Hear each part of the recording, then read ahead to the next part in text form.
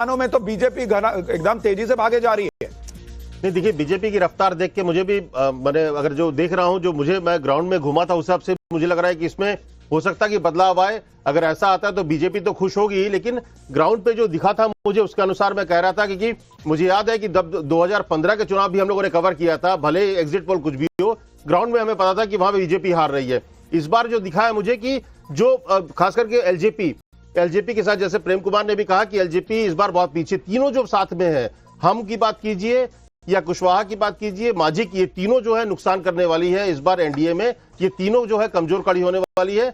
BJP अब देखना है क्या सच में बढ़ेगी, लेकिन मेरा जो आकलन है, जो अपना आकलन है कि इस बार नीतीश कुमार से थोड़ा नीचे रहेगी। अब नंबर कितना होता है ये मुझे नहीं पता, अब थोड़ी देर में पता चलेगा, लेकिन कहीं ना कहीं बड़े भाई की भूमिका में इस बार आप ठीक है। लेकिन देखिए, एक चीज जो अभी हम कह रहे हैं, ऑलमोस्ट 200 सीटों के रुझान आने को हैं। 197 का आ गया, 114 पर एनडीए आ गए, महागठबंधन 71 पर आ गए।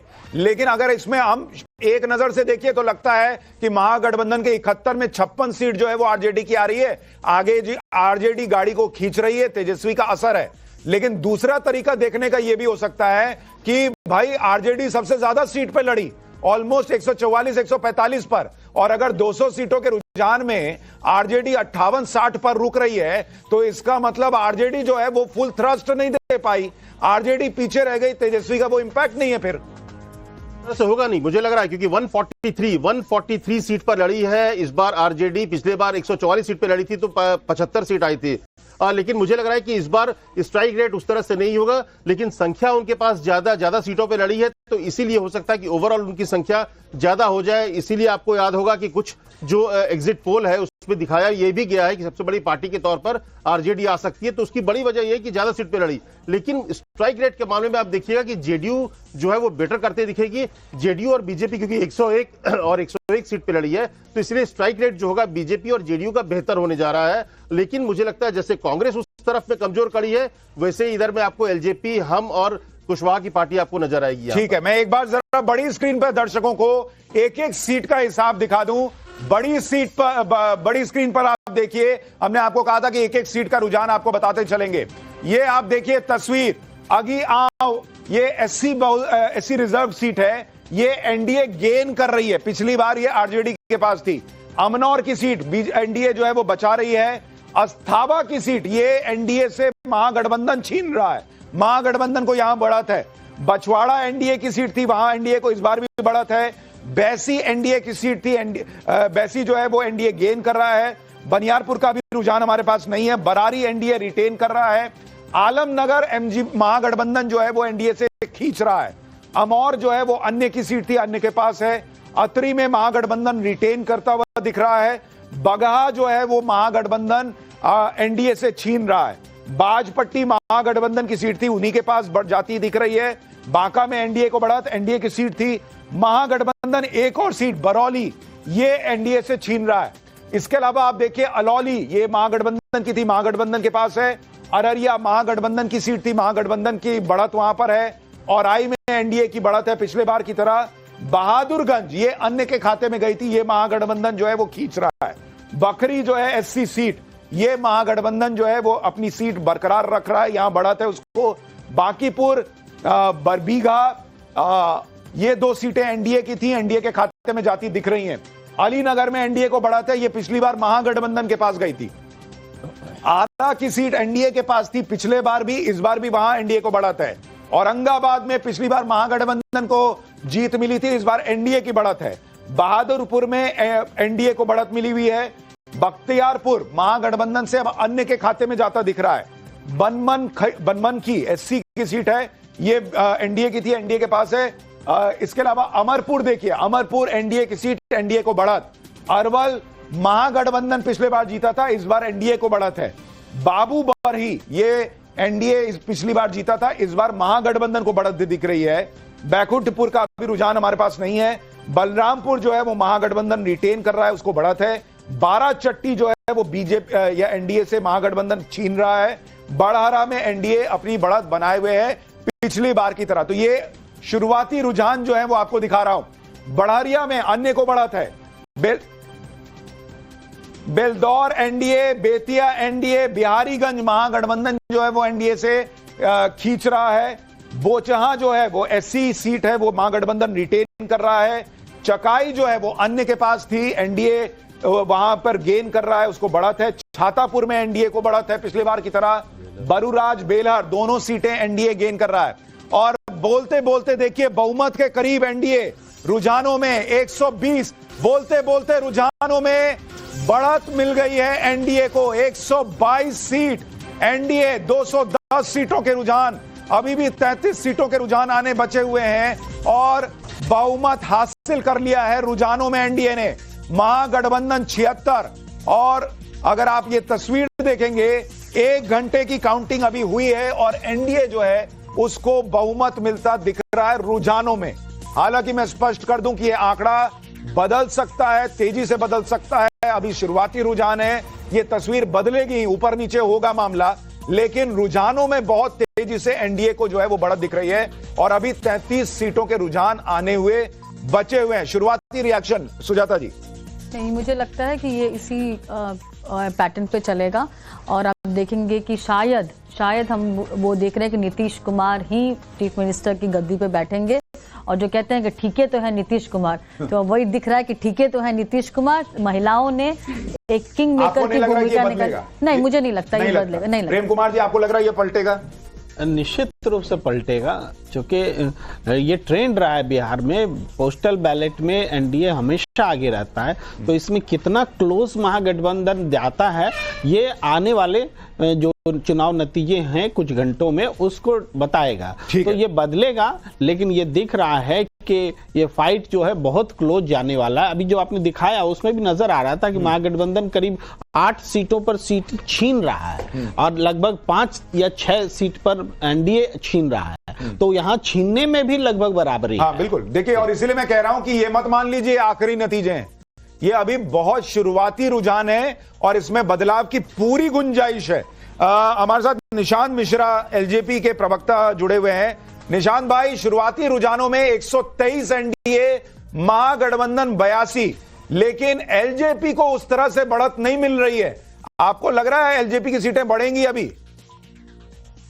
निश्चित तौर पर सुशांत भाई, अभी मैं अपने सहयोगी को सुन भी रहा था। अभी जिस तरीके से अब देखिए, अब तो 124 सीट हो गया, एनडीए को बहुमत भी मिल गई है रुझान में। लेकिन सबसे बड़ी चीज है कि आपके पास जो सोर्स है और हमारे पास जो रिपोर्ट आ रही है उसमें हम लोग 6 सीट पे लीड कर रहे हैं। मुझे लगता है कि 2 चीजें हैं। अभी स्ट्राइक रेट की बात हो रही थी और इसको बड़ी बारीकी से समझनी पड़ेगी।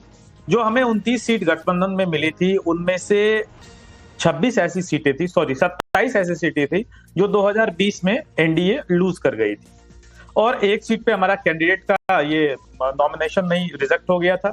तो आपको ये समझना पड़ेगा कि जो 27 सीट है उसमें भी जो एनडीए ने लूज किया था, उन 27 सीट पे भी हम कड़ी टक्कर दे रहे हैं। और मुझे लगता है जो अभी हमारा 6 कैंडिडेट आगे चल रहा है वो बढ़ के निश्चित तौर पे और तेजी से बढ़ेगा और हमारा कैंडिडेट और तेजी के साथ आगे बढ़ेगा। तो आप ये कह रहे हैं कि जो जेडीयू का पिछले बार से बेटर परफॉर्मेंस होगा वो भी आप में जोड़ लिया जाए? नहीं, निश्चित तौर पे आपने देखा था कि जिस तरीके से 2020 में हम लोग चुनाव अलग लड़े थे और आपने देखा कि लगभग 25 लाख मत हमें आया था और उसी तरीके से लोकसभा चुनाव में भी हमारा लगभग 6% का मत था। तो निश्चित तौर पे हम लोग 100% अपना वोट ट्रांसफर एनडीए में कर रहे हैं और उसी का नतीजा है कि देखिए लगातार एनडीए का ग्राफ बढ़ता जा। ठीक है, तो बड़ी खबर आ रही है, दोनों डिप्टी सीएम बिहार के विजय सिन्हा और सम्राट चौधरी दोनों आगे चल रहे हैं शुरुआती रुझानों में। 125 एनडीए, महागठबंधन 84। अजय भाई, आपको लग रहा है ये मामला भी पलटने वाला है?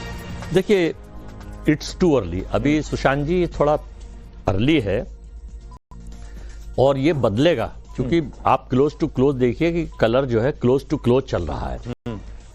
फिर भी आप 20 साल के रिजल्ट तो मैंने देखे हैं बैलेट के और इसके।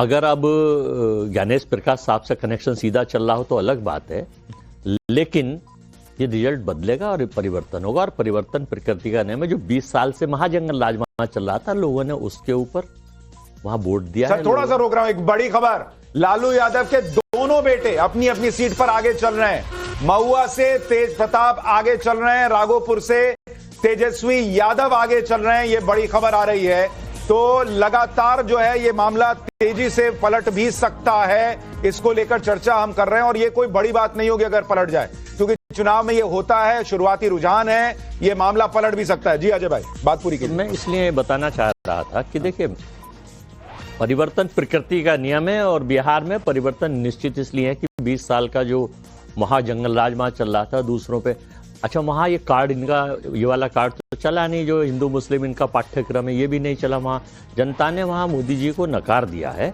कि लोग वहां के बता रहे हैं। मेरी भी चर्चा रहती है, मैं भी टच में रहता हूं। और उसके बाद अब जो आ रहा है रुझान, लोग चाहते हैं कि युवा प्रधानमंत्री बने, युवा मुख्यमंत्री बने।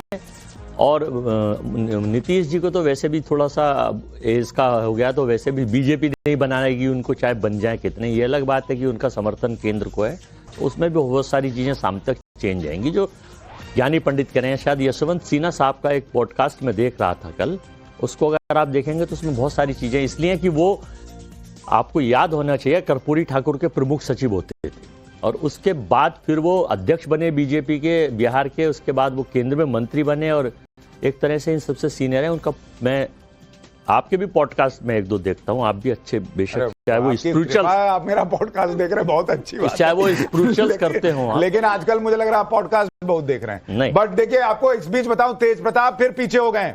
तेजस्वी यादव ने लगातार बढ़त बनाई हुई है, लेकिन तेज प्रताप पीछे हो गए। रुझानों में लोक जनशक्ति पार्टी का प्रदर्शन बहुत शानदार नहीं दिख रहा। जिस तरह से उन्होंने लोकसभा में परफॉर्म किया था वैसा नहीं किया, लेकिन उनके प्रवक्ता का कहना है कि उनके 6 कैंडिडेट जो है वो रुझानों में आगे हैं। और जो वोट नहीं कटा है एनडीए का, मतलब एलजेपी का वोट ट्रांसफर हो रहा है, वो भी उनके खाते में गिना जाना चाहिए कि वो पूरी टीम गेम में जो है वो अपना कंट्रीब्यूशन दे रहे हैं, ऐसा माना जाना चाहिए, उनका कहना है। जन सुराज से मनोज जी हमारे साथ जुड़ गए हैं। मनोज भाई, 5 सीटों पर जन सुराज आगे है, आपके पास क्या है रुझानों को लेकर, क्या आंकड़े हैं आपके पास?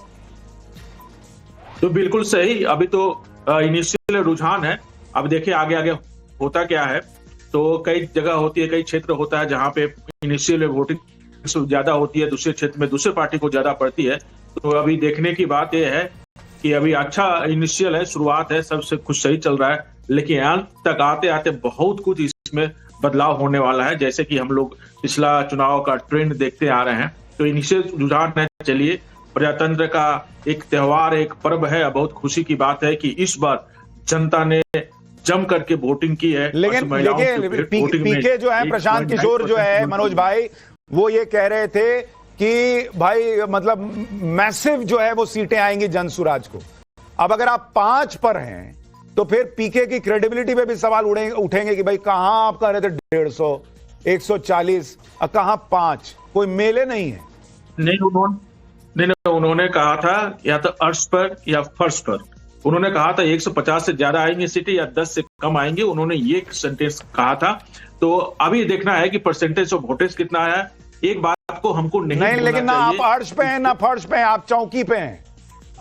और चौकी भी बहुत छोटी है, उसका पाया कटा हुआ है। अब ठीक है सर, अभी शुरुआत है, देखिए क्या होता है आगे आगे अभी। लेकिन एक बात है कि जन सुराज की सीटें जितने यहाँ पे बढ़ेगी, उतना ही पॉसिबिलिटी होगा कि किसी की सरकार न बने। तो इस बार जन सुराज के एंट्री से बिहार में देखिए कितनी राजनीति में खलबली मची है। ये भी हमको नहीं भूलना चाहिए कि 243 सीटों पे जन सुराज का नॉमिनेशन हुआ। मुझे ये बताइए, अगर आज जब आप ये देख रहे हैं नतीजे, आपको लग रहा है अगर प्रशांत किशोर चुनाव लड़े होते, एक मैसेज गया होता कि भाई ये आदमी जो है वो सीरियस है, वो लड़ के दिखा रहा है कि मैं जो है वो उनसे टक्कर लूंगा, तो ये 5 नहीं शायद 15-25 भी हो सकता था? नहीं, देखिए ये तो पार्टी का डिसीजन होता है किसको लड़ना है किसको नहीं लड़ना है। महात्मा गांधी ने कभी चुनाव नहीं लड़ा, क्या वो राजनीतिज्ञ नहीं थे? ऐसे बहुत सारे वो है कि चुनाव लड़ना ही एक बात बोलूं मनोज भाई, ईमानदारी से, सब यही बोलते हैं कि पार्टी का निर्णय होता है। पार्टी का निर्णय ना बीजेपी में होता है, सबको पता है कहां से सब तय होता है। पार्टी का निर्णय ना कांग्रेस में होता है, सबको पता है कहां से तय होता है। अब पार्टी का निर्णय ना आरजेडी में होता है, सबको पता है कहां से तय होता है। अब पार्टी का निर्णय आप में भी नहीं है, सबको पता है कहां से क्या तय हो रहा है। लोग यही चर्चा कर रहे हैं कि पीके हिम्मत नहीं जुटा पाए। नहीं, ऐसी कोई बात है, हिम्मत जुटाने की बात नहीं है। अपनी एक रणनीति होती है, काम को लड़ना है कि नहीं लड़ना है। रणनीति नहीं ना समझ में आया बॉस, उनका अपना मानना था, अपना कहना था कि अब बहुत सारे क्षेत्र हैं जो प्रत्याशी लड़ रहे थे। 243 विधानसभा में हमारे प्रत्याशी उतरे थे बिना अलायंस के। ये बात बहुत महत्वपूर्ण है, बिना अलायंस के हम लोग लड़ रहे हैं। उसके पास भी 5 सीटों पर देखिए, मैं आपको एक और बड़ी चीज बताऊं। चलिए कोई बात नहीं, आपने प्रयास अच्छा किया, इसमें कोई दो राय नहीं है। और ये आपके लिए एक पहला बड़ा चुनाव आप कह सकते हैं था, जिसमें आपने प्रयास किया।